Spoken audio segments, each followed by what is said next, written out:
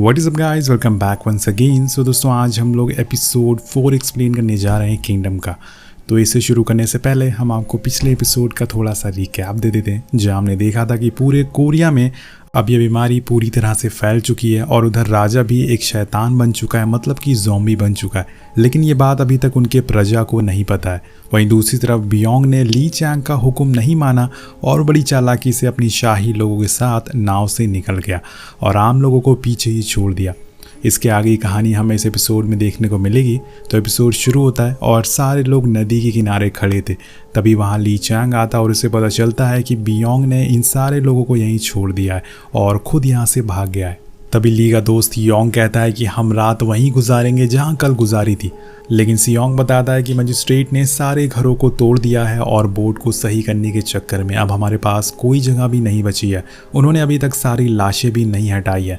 थोड़ी देर में सूरज ढलने वाला है, जिसके बाद वो लाशें एक बार फिर से जिंदा हो जाएंगी। और इसी दौरान सीओ कहती है कि हम जियोलिन नाम के शहर जा सकते हैं।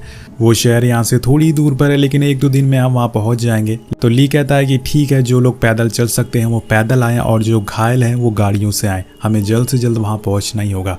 और सारे लोग शहर की तरफ भागने लगते हैं। तभी योंग को एक लाश दिखती है, लेकिन हम देखते हैं कि वहाँ एक नहीं बल्कि हज़ारों लाशों का ढेर था, जो कि किसी शहर के लोगों का था और एक समय पर वो लोग जिंदा थे। अब इन लाशों को देखकर सभी लोग डर जाते हैं और अब कुछ ही देर बची हुई है शाम होने में, मतलब ये जिंदा होने वाले हैं। अब रात होने लगती है, इसलिए ली चैंग फौरन सारे लोगों को भाग के थोड़ी दूर पर आश्रम में जाने के लिए कहता है। सारे लोग भागते हैं, पर तभी एक बुजुर्ग आदमी की गाड़ी एक पत्थर पर अटक जाती है। चैंग फौरन उसके पास जाता और उसे बचाने के लिए, लेकिन तब तक लाशें उठना शुरू हो गई थी और देखते ही देखते उनकी तादाद बढ़ने लगती है। अब योंग कहता है कि महाराज आप जाइए, मैं इन्हें लेके आता हूँ। लेकिन चैंग कहता है कि मैं चोहाचू की तरह नहीं हूँ। चोहाचू दोस्तों इनका सेनापति है। ली कहता है कि मैं इनकी मदद किए बिना नहीं जाऊंगा और आखिर में वो उस गाड़ी को निकाल लेते हैं और गेट की तरफ भागने लगते हैं। और तभी उनके सामने एक ज़ॉम्बी आ जाता है, जिसे वो कुचल के आगे बढ़ जाते हैं। लेकिन इनके पीछे हज़ारों की तादाद में ज़ॉम्बीज़ आ रहे थे। अब योंग बंदूक ले लेता और एक एक करके उन्हें मारना चालू कर देता है, पर आखिर में उसकी गोलियां भी ख़त्म हो जाती है।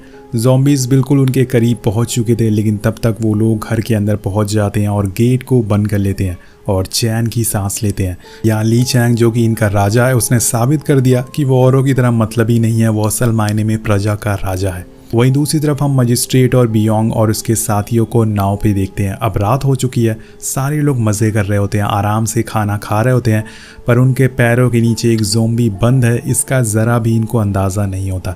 आपने पिछले एपिसोड में देखा होगा कि एक औरत जिसके बेटे को ज़ॉम्बी ने काटा था और वो अपने बेटे को अपने साथ लेकर यहाँ पर आ गई है एक बॉक्स में, जो कि नाव के अंदर मौजूद है। अब रात हो गई है और जिसकी वजह से उस बॉक्स में हलचल होना शुरू हो जाती है और इसकी आवाज़ सुन के बियोंग और इसके साथी नीचे देखते हैं कि आखिर ये आवाज़ कैसी है। और तभी अचानक से वो लाश बाहर आ जाती है और ऊपर आके एक एक करके सबको काटने लगती है। ऐसा इसलिए हुआ था क्योंकि उस औरत ने बॉक्स को ओपन कर दिया था, जिसकी वजह से अब ये उनके लिए एक बहुत बड़ी मुसीबत बन चुकी थी। और देखते ही देखते पूरे शिप में केओस मच जाता है। सभी लोग पानी में कूदने लगते हैं अपनी जान बचाने के लिए।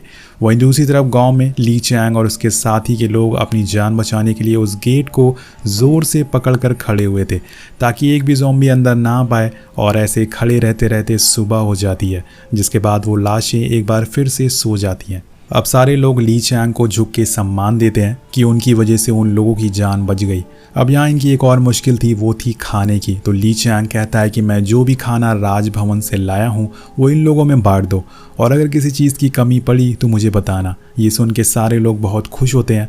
और कुछ देर बाद ली चैंग मियोंग से, अपने दोस्त से, कहता है कि मुझे अब इस बीमारी का इलाज ढूंढना ही होगा, वरना हम लोग कब तक ऐसे छुपते रहेंगे।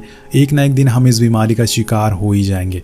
ली कुछ भूखे बच्चों को भी अपने पास बुलाता है और उन्हें खाने के लिए देता है, जिसे पाकर वो बहुत ही खुश होते हैं। वो बच्चे ली से पूछते हैं कि ये ज़ॉम्बीज़ हमें क्यों मार रहे हैं, हमने ऐसा क्या किया है। और इनकी मासूमियत देखकर राजा की भी आंखों में आंसू आ जाते हैं। अब ये सारी चीज़ें देखकर ली कहता है कि मुझे अब सूनजंग जाना होगा यूनी होंग से मिलने के लिए। आप लोगों को पता ही होगा कि यूनी होंग कौन है, तो आपको बता दूं कि ये एक वैद्य है जिन्हें सबसे पहले इस बीमारी का पता चला था और इन्होंने ही राजा का इलाज करा था। लेकिन जब उन्हें इस बीमारी के बारे में पता चला तो यहाँ से दूर चले गए। इसी बीच वहाँ सियोंग कहता है कि मैं आपको वहाँ ले जा सकता हूँ जहाँ पर वो वैद्य है, क्योंकि मैं वहाँ कई बार जा चुका हूँ, मैं वहीं रहता हूँ। तो बोलता है कि हम तुम्हारे ऊपर क्यों विश्वास करें, तुमने इतनी अच्छी बंदूक चलाना कहाँ से सीखा। तो वो कहता है कि जंग में, और अब वो लोग बातें कर ही रहे होते हैं कि तभी कुछ आवाज़ें आती है, जैसे पूरा घर कांपने लगता है। उन्हें लगता है कि शायद लाशें फिर से जिंदा हो गई हैं, पर ऐसा नहीं था। दरअसल बाहर चौहाचू के सिपाही थे जो ली चैंग को गद्दारी के इल्ज़ाम में गिरफ्तार करने आए थे। और जब ये बात अंदर फंसे हुए सारे लोगों को पता चलती है जिनके ली चैंग ने जान बचाई थी, तो वो कहते हैं कि ऐसा नहीं हो सकता, ली चैंग गद्दार नहीं हो सकता। पर उन्होंने तो पूरी बात जानी नहीं थी। अब एक आदमी बाहर उनसे बात करने जाता है, लेकिन ली चैंग उन्हें मना कर देता और कहता है कि यहीं रहो। ये ज़रूर उन लोगों की कोई चाल होगी, पर इसके आगे वो कुछ और सोचता कि तभी वो सैनिक तीर बरसाना शुरू कर देते हैं, जिसे देख के सारे लोग भागने लगते हैं। उन्हीं में से कितने लोग जख्मी हो जाते हैं और कितनों की तो मौत हो जाती है। सियोंगची कहता है कि तुम्हें यहाँ से जाना चाहिए, वरना तुम्हारी वजह से हम सारे लोग मारे जाएंगे। तुम्हें हमें मुसीबत में डाल दिया है।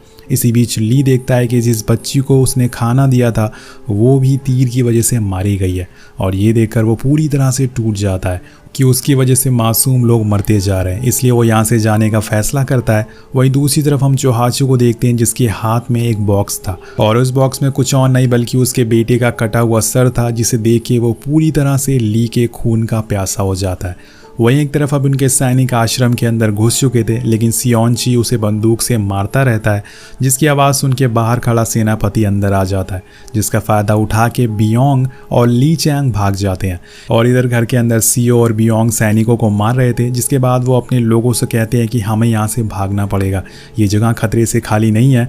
अब सारे लोग भाग जाते हैं और इधर चैंग और उसका दोस्त जंगल में भाग रहे थे, लेकिन सैनिक अभी भी इनके पीछे थे। तभी बियोंग एक सीटी मारता है, जिसकी वजह से वो दूसरी दिशा में जाने लगते हैं। दरअसल बियोंग को उनकी सेना की हर चीज़ के बारे में पता था कि कैसे वो किसी का पीछा करते हैं और कैसे एक दूसरे को संदेश देते हैं। और जब वो सैनिक उसके बताए हुए रास्ते पर आगे बढ़ते हैं तो आगे जाने पर उन्हें खाई मिलती है, जिसका फ़ायदा उठाकर ये दोनों यहाँ से भाग जाते हैं। लेकिन चौहाचू के सेनापति को पता था कि राजा कहाँ जाएगा। वो अपने लोगों को वहीं रहने का आदेश देता है। इधर हम हैनियांग के स्कॉलर को देखते हैं, जिन्हें दूर एक आग लगी हुई दिखती है। वो समझ जाते हैं कि ज़रूर कोई मुसीबत है या किसी दुश्मन ने हमला कर दिया है। वो सारे फैसला करते हैं कि वो फ़ौरन ये बात राजा को जाके बताएंगे, लेकिन बीच में उन्हें सिपाही रोक लेते हैं। पर तभी वहाँ चौहाचू आता है जो उन्हें अंदर लेके जाता है, लेकिन वहाँ एक बार फिर उन्हें राजा के बीच में रानी आ जाती है, और इस बारी उसकी नहीं चलती। चौहाचू उसका आदेश नहीं मानता। स्कॉलर बताते हैं कि हमने दूर एक आग जलती हुई देखी है, ज़रूर किसी दुश्मन ने हम पर हमला कर दिया है और राजा को फ़ौरन इस पे कुछ फैसला करना चाहिए। तो चौहाचू कहता है कि ये किसी दुश्मन का हमला नहीं बल्कि शहर में एक बीमारी का नतीजा है, जिसमें लोग रात होने पर इंसान को ही खाने लगते हैं, और मैं तुम्हें बता दूं कि ये बीमारी अब राजा को भी हो गई है। ये बोलते हुए वो आदेश देता है कि उनके और राजा के बीच का पर्दा हटा दिया जाए, और यहाँ पे हम पहली बार राजा का असली रूप पूरे रूप में देखते हैं, जिसे जंजीरों में बांध कर रखा गया था। अब वो पूरी तरह से इस बीमारी का शिकार बन चुका था। चौहाचू कहता है कि अभी भी राजा जिंदा है, इसका मतलब वो अभी भी हमारा राजा है। लेकिन वो आदेश देता है कि यहाँ रहने वाले जितने भी स्कॉलर्स हैं, उनका परिवार है, उनसे पूछताछ होगी। अगर वो दोषी पाए गए तो सभी को मार दिया जाएगा, क्योंकि उन्होंने ली चैंग का साथ दिया है। और ये बताते हुए वो वही पोस्टर दिखाता है जो चैंग ने पूरे शहर में लगवाया था, जिसमें लिखा था कि राजा मर चुके हैं और अब वो हमारे राजा नहीं है। चौहाचू कहता है कि तुम लोगों ने देशद्रोह किया है और उसकी सज़ा तुम लोगों को मिलेगी। ली चैंग ने अपने पिता यानी कि राजा के खिलाफ जाके साजिश की थी। उसने ही लोगों को बताया था कि अब राजा नहीं रहे और उनकी मौत हो गई है। उसने अपने पिता के साथ धोखा किया है, लेकिन वो सच को सामने लाना चाहता था ताकि पूरी प्रजा किसी धोखे में ना रहे। उसे ये अच्छे से पता था कि एक ना एक दिन चौहाचू उसे मार डालेगा। अब इसके बाद सारे स्कॉलर्स और उनके परिवार को एक जगह ला के इकट्ठा किया जाता है और उन्हें कुर्सी पर बांध दिया जाता है। कुछ समय बाद चौहाचू अपनी बेटी यानी कि रानी को अपने पास बुलाता है और एक बॉक्स देता है, जिसके खोलने पे रानी को अपने भाई का कटा हुआ सर मिलता है। चौहाचू गुस्से में कहता है कि मैं राजा के साथ साथ सभी लोगों को मार दूंगा जिसने भी उसका साथ दिया है, और तुम इसके बीच नहीं आओगे। तुम्हें अपने बच्चे को जन्म देना है जो कि अगला राजा बनेगा। तो दोस्तों, आपको पता ही होगा कि रानी प्रेग्नेंट है और चौहाचू ने राजा को इसलिए जिंदा रखा है ताकि रानी अपने बच्चे को जन्म दे सके और फिर वो राजा को मार देगा और सारा राजपाट उसका हो जाएगा। और यही प्लान होता है चोहाचू का। आपको क्या लगता है कि चोहाचू ली चैंग को ढूंढ के उसे मार देगा या फिर चैंग वैद हैनयांग को ढूंढ लेगा और इस बीमारी का इलाज कर देगा? ये सारी जानकारी हमें अगले एपिसोड में पता चलेगी। तो मिलते हैं आपसे अगले वीडियो में। Thank you so much watching. Peace out.